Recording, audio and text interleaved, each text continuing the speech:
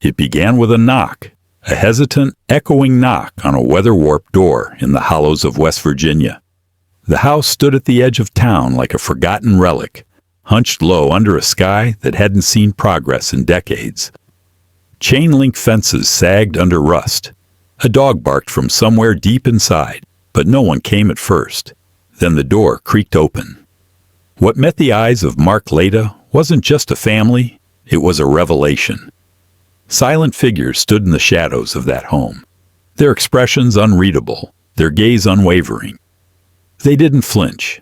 They didn't speak. There was a strange stillness, as though time had curled in on itself inside these walls. Ray stood on the porch, his eyes wide but vacant, twitching with a rhythm only he understood. Behind him, Lorraine hovered protectively near the threshold, her face a weathered map of hardship and resilience. And then came Timmy, shirtless, shoeless, and grunting, communicating in sharp, guttural sounds that weren't quite words, but carried weight all the same. No introduction, no explanation. Just a moment. A family unmasked. A door cracked open not just into a house, but into a reality most Americans never imagined existed. Long before the world watched their faces through glowing screens, the Whittakers lived in near-total obscurity, tucked deep in the folds of Appalachia. They are from a place called Odd, yes, really, Odd, West Virginia. A name that sounds like a cruel joke now. But it was just another coal town once. Just another speck on the map where people worked hard, kept to themselves, and were slowly forgotten.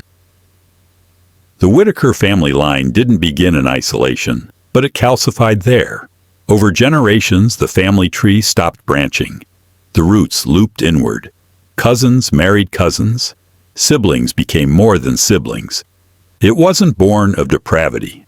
It was born of necessity, of geography, of poverty so deep and long-lasting that it rearranged what was considered acceptable. No social safety net, no education past grade school, no health clinics, no jobs, no roads that led anywhere but back home. In places like Odd, West Virginia, the outside world didn't just seem far away, it seemed mythical. And for the Whittakers, life was survival. Survival meant sticking together, no matter what. Birth records faded, last names repeated like a chant. Children were born with no father listed. The same few surnames reappeared, decade after decade. The family didn't so much grow as it thickened, tightening inward like a noose of blood. It is easy to stand outside and judge, to gasp at the idea of generational inbreeding, but to do so is to ignore what this family never had: choices. In the hills of West Virginia, where the economy collapsed and the coal dust never quite settled, families like the Whittakers weren't strange. They were invisible. Entire bloodlines lived and died unnoticed, buried in churchyards with names no one remembered. This wasn't some medieval relic. It wasn't royalty gone wrong. This was America, still breathing, still broken. Step inside the Whittaker home, and sound begins to warp. Language doesn't travel here the way it does elsewhere. Sentences are fragments. Questions are answered with grunts, glances, and gestures. What some might mistake for chaos is, in fact, a rhythm, a way of life.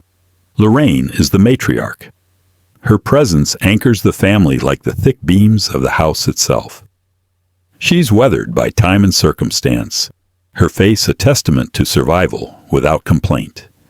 She speaks in short bursts, sometimes clear, sometimes swallowed by the drawl of the mountains.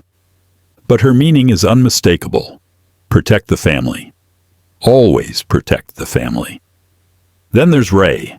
He's one of the more vocal members, but words often leave him. His eyes flick rapidly. His jaw shifts, clenches, releases. He answers questions, sometimes directly, sometimes not at all.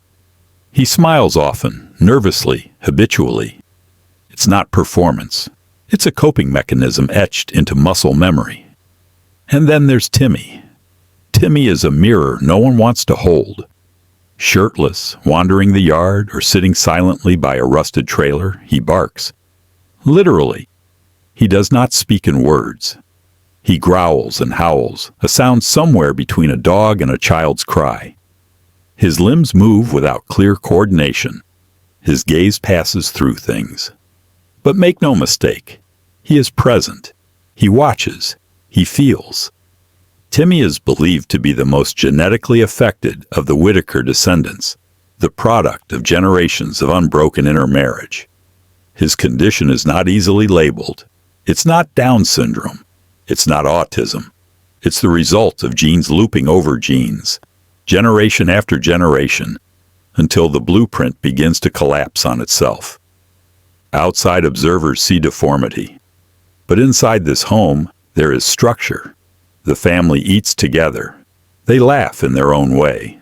They care for one another with a quiet intimacy. Lorraine checks on Timmy constantly. Ray helps with odd jobs. Another relative cooks. No one is idle. This is not a spectacle. This is a family. Dysfunctional by any textbook standard but loyal. Bound not only by blood, but by a fierce, unyielding instinct to stay together, no matter how the world sees them. On a quiet day in 2020, a video was uploaded to YouTube with little fanfare. Just a thumbnail. A family on a porch, eyes wide, faces slack, a house crumbling in the background. The title was simple: Inbred Family, the Whittakers. Within hours, it was spreading like wildfire. People didn't know what they were seeing.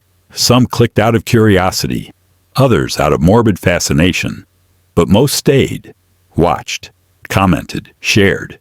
Millions of views followed, then tens of millions. The video showed the Whittakers as they were, unfiltered, raw, unvarnished by any scripted pretense. No voiceover, no judgment, just long, quiet shots of Timmy barking, Lorraine answering questions, Ray blinking into the lens.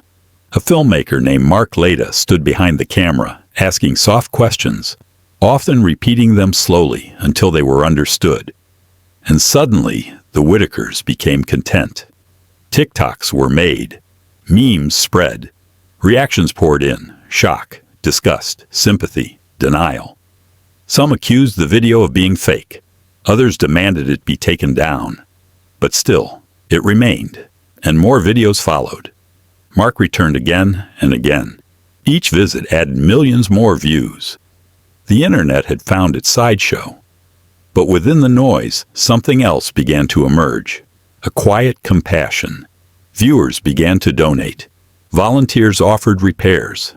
Medical professionals offered help. People who had never set foot in Appalachia suddenly cared about a family they'd never heard of a week earlier. Yet, the lines blurred quickly. Was this help, or was it spectacle? Was it awareness, or was it exploitation? The Whittakers, for the first time in their lives, were famous. But not for anything they'd done. They had not chosen it. They had not asked for it. They had simply opened a door to a stranger with a camera, and the world came pouring in. To understand the Whittakers is to step back, not just decades, but centuries, into the hills and hollows where roads didn't reach, and rules didn't either.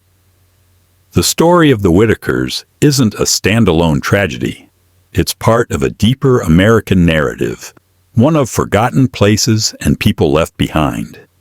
Appalachia has always been a land apart. After the coal boom faded and the mines closed, the money dried up. But the people didn't leave. They stayed, tethered to land and memory. Generations piled atop each other in small houses that leaned under the weight of time. When towns shrank, so did choices. Marriages became local, then familial, then cyclical. In areas like rural West Virginia, marrying first cousins wasn't always taboo. It was survival. A matter of proximity, of keeping land in the family, of having someone to share a life with when the rest of the world had moved on. Over time, the bloodlines thickened and the consequences began to show. It's easy to label this inbreeding as though it were a moral failure. But in reality, it was often economic, structural, imposed not by desire, but by the absence of alternatives. Education was scarce. Travel was rare. The outside world was seen from a distance, through static-filled television sets and whispered stories from the few who made it out. And so, traits began to repeat. Physical and cognitive impairments that might have been mild in one generation became amplified in the next. By the time of Timmy's birth, the genetic pool was so shallow it had become a puddle. The Whittakers didn't cause this. They inherited it, like heirlooms made of bone and silence. Their existence is not a deviation. It's a result, a manifestation of what happens when entire regions are abandoned by progress and policy alike. When survival becomes isolation, and isolation becomes destiny. The tragedy of the Whittakers isn't that they are different. It's that they are exactly what this country allowed them to become. Not monsters, not villains, just people, caught in the echo chamber of blood and circumstance. What happens when a private life, however strange, however sheltered, is thrust into the harsh light of global attention? The Whittakers didn't seek fame. They didn't audition. They didn't upload their own stories. Someone came to their door with a camera and they let him in. Was that consent? Mark Leda, the filmmaker behind the now viral videos, insists his intentions were pure. He says he wanted to shine a light on forgotten lives, to generate empathy, to raise awareness, and yes, to raise money. The donations came in. Thousands, then tens of thousands. Repairs were made. Food was delivered. A family long neglected was finally being seen. But being seen isn't the same as being understood. There is a fine line between documentation and exploitation, between giving voice and taking advantage. The Whittakers could not articulate what internet fame meant. They could not comprehend the scope of their visibility, how their faces were now being shared on phones and screens across the globe. And viewers, too, became complicit. We clicked, we watched, we gawked. Some cried, some mocked, some did both. This wasn't reality television. This was real life. And in our hunger for the bizarre, we forgot something vital. These were not actors. These were not characters in a Southern Gothic novel. They were people. And once the door had been opened, there was no closing it again. The cameras didn't stop. Mark returned. More interviews, more views, more digital footprints etched across a world the Whittakers would never travel. Yet inside that small house in Odd, life went on almost unchanged. The roof no longer leaked. The porch was mended. New clothes arrived. Groceries stocked the shelves. Donations from strangers around the globe transformed the material reality of the Whittaker family in small but meaningful ways. For the first time in years, maybe ever, they felt supported. But the past isn't patched with lumber or money. Timmy still barked and wandered the yard. Ray still flicked his eyes at the camera, unsure of its intentions. Lorraine still hovered in the doorway, protective as ever. The rhythms of their life remained. Odd, yes, but stable. They didn't move. They didn't change much. Why would they? This was still home. This was still family.